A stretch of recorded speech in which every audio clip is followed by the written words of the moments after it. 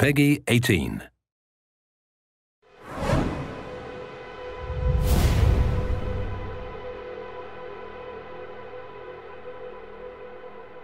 Hey everyone, my name is James. I'm a producer with Gearbox Software. Hey, my name's Joel. I'm from 2K Australia.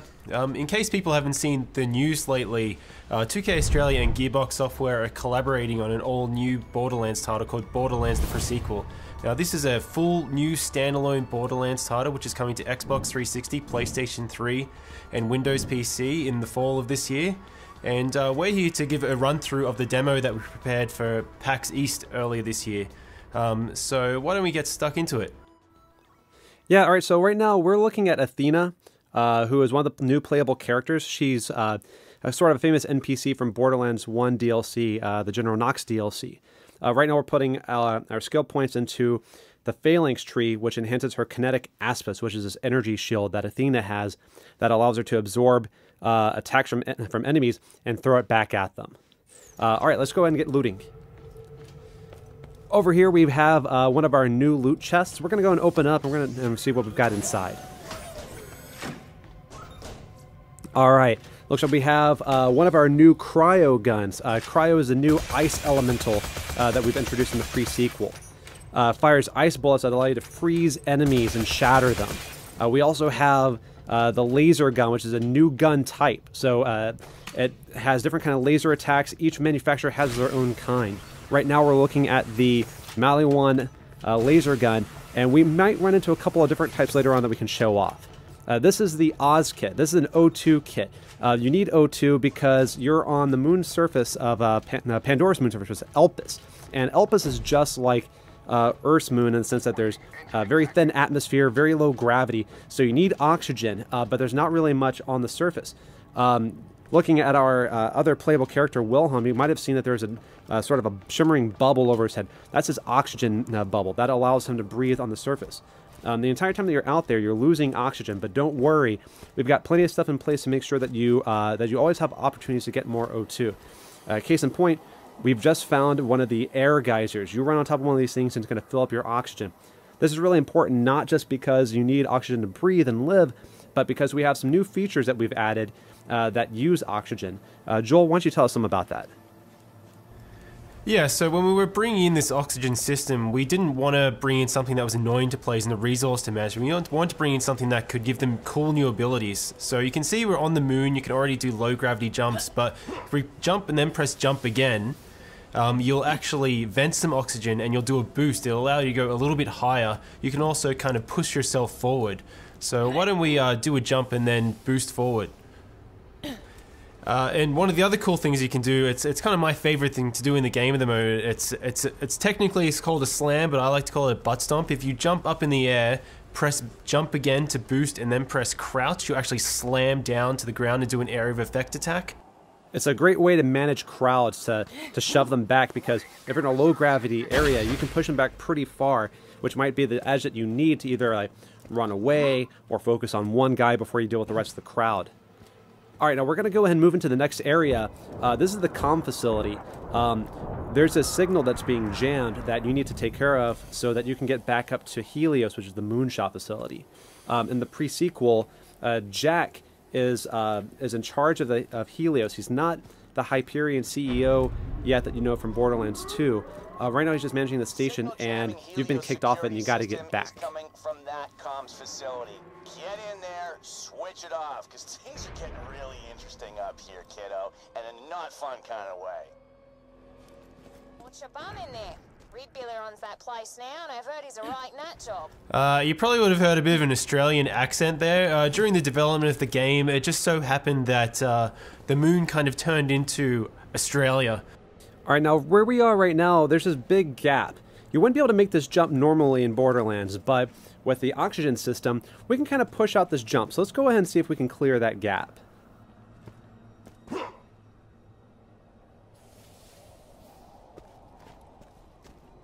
Alright, Athena, you're up. Get plenty of O2 so you can make this jump. This is my favorite part of the demo because I like to push our demo drivers to boost as late as possible. Whoa. Just like that. I like to see them sweat. So why don't we keep moving? You'll notice when we boost that oxygen meter is draining. And you can see in the horizon there's actually a beam shooting up to the sky and a HUD marker, and that's an oxygen generator. We can activate that in a sec, but this is Borderlands, so, you know, you always loot. And yeah, low gravity, no atmosphere. But when you actually activate the oxygen generator, now there is atmosphere. So when we open up this other lootable, you'll see that it behaves differently. We want to make sure that the that this whole system felt organic, that it felt real, that it didn't just feel like it was tacked on. This comes in really important because with things like incendiary, if you set someone on fire inside of a building with atmosphere, they'll burn. But if you set them on fire in an area with no atmosphere, they won't. So you kind of have to make some, you have some interesting opportunities. But these guys up here, I'm sure they're up to no good, so let's throw some grenades at them.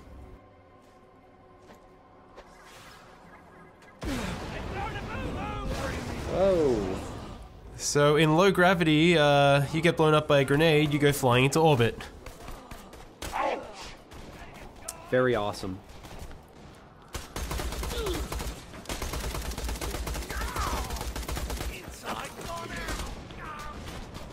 Now you'll see these guys who are outside of the oxygen dome, they're wearing the same bubble that you are, and if you manage to get a headshot like that, they'll actually start venting oxygen and become vulnerable. And this really brings tactics into play for the player. So you can come into a space, and if you have a really kick-ass incendiary weapon, you can choose to turn on the oxygen, or you can try and take out their bubbles that way. But why don't we take a chance to have a look at our co-op buddy Wilhelm.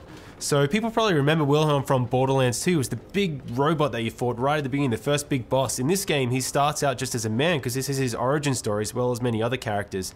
And the really cool thing is, as you're building out his skill tree, not only do you gain new abilities, but you actually visually change him as well. You get robotic arms, robotic legs, shoulder-mounted rocket turrets. You're essentially building out his skill tree to tell the story of how he became the boss you fought in Borderlands 2, which we've had a lot of fun making.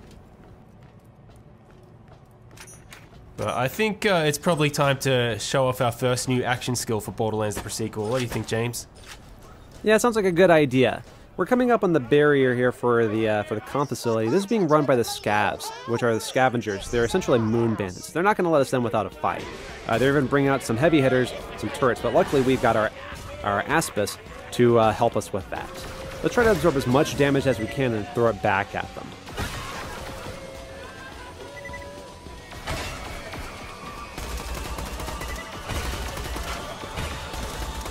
So you can see that the shield is slowly spinning up. As it takes more and more damage, it's going to spin faster and faster. You can kind of see it around the outer edge, which means that we're just about ready to throw that back. Awesome. Let's go ahead and take care of this other laser and then get inside. Now, because we never get tired of blowing people off the side of the moon, let's throw some more grenades. We like to do these demos live, but because this is a co-op game, we can always rely on our buddies. That's right. Always better to play with friends. Alright, now let's go ahead and show off the cryo gun. We showed it a little bit earlier, but didn't really get to see it in action. Let's go ahead and freeze some enemies. So we've actually built this procedural system so you can freeze any enemy like that, and once you get their health down to a certain threshold, you can shatter them.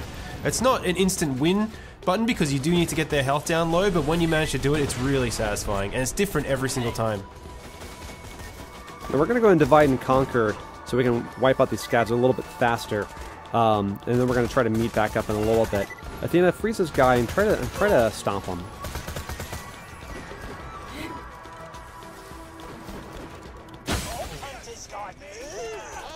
Athena had a good tactic there. If you manage to get really high, your butt stuff will actually do more damage.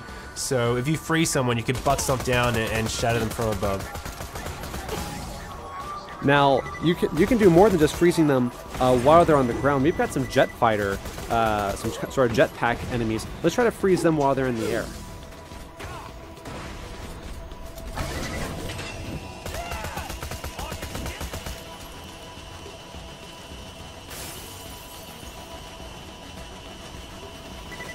So if we do manage to freeze one of these guys in the air and they fall down a railing, they'll actually split in half. It's one of these kind of random events that I love to see in the game.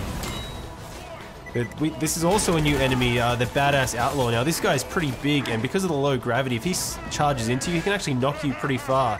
But when you shatter him into a million pieces, that doesn't really matter too much. It's very satisfying.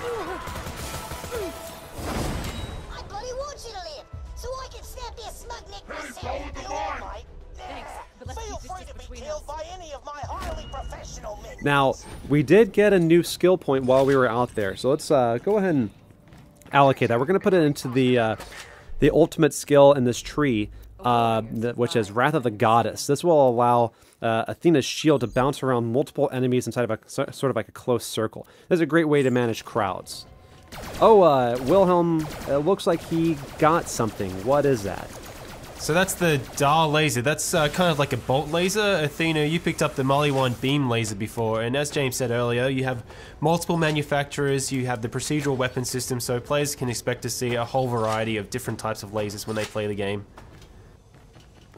To the right here, you'll see one of the new rideable vehicles in Borderlands, the pre-sequel, the Stingray. We're not going to need it in this mission, so we're going to keep moving forward. But keep an eye out, because we might have something more about that in some later news.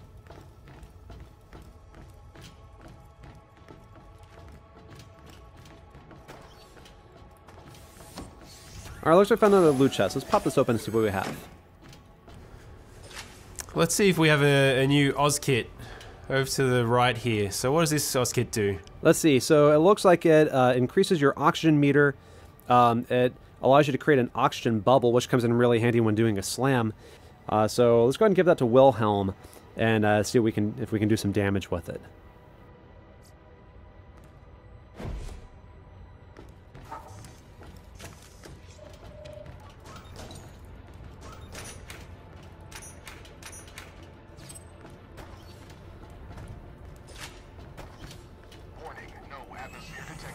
So the Eye of Helios is charging up now, and it's actually firing into the surface of the moon, which is probably not such a good thing when you see bits of the ground kind of floating above you like that. Probably a good reason for us to get back up to that space station as soon as possible.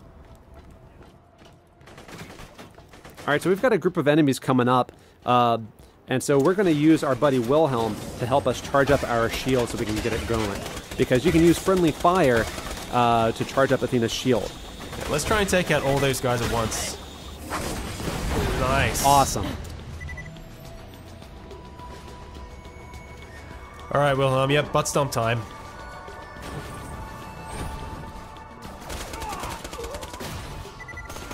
And you see that bubble, you can run inside that to recharge your oxygen. As we mentioned earlier, you can also use the oxygen to set enemies on fire when you're out in this sort of area. So maybe we get a chance to use that, maybe we don't.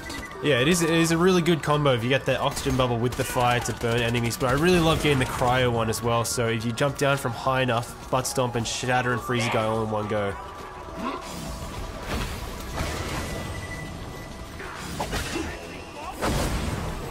Why don't we try and get some more butt stomps happening? I never get tired of it.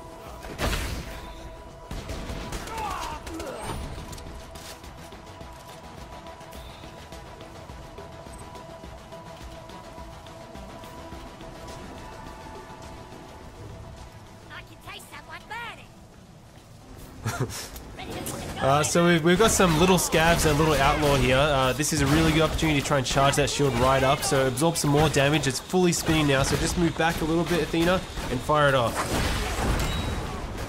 Awesome. Nice. Now there's a lot more resistance in this area than we planned. We might need a little more help on this one. Who could help us out possibly?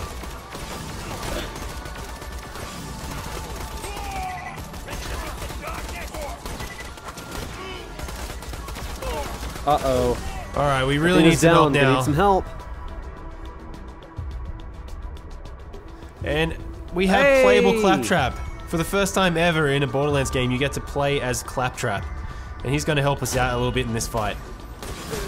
Thanks, buddy. Alright, let's wipe these guys out. And the other playable character in Borderlands the sequel is Nisha the Lawbringer, who fans of the franchise will also remember. We'll be talking about her at a later date. Beautiful, frozen, badass outlaw.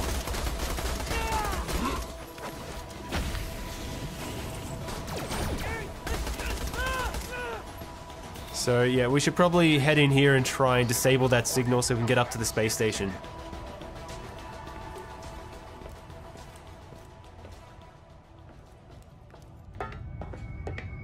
Yes, finally, a proper bloody fight.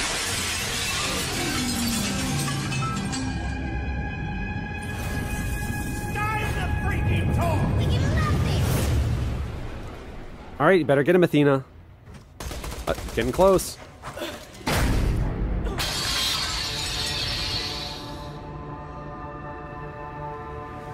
Did we mention low gravity already?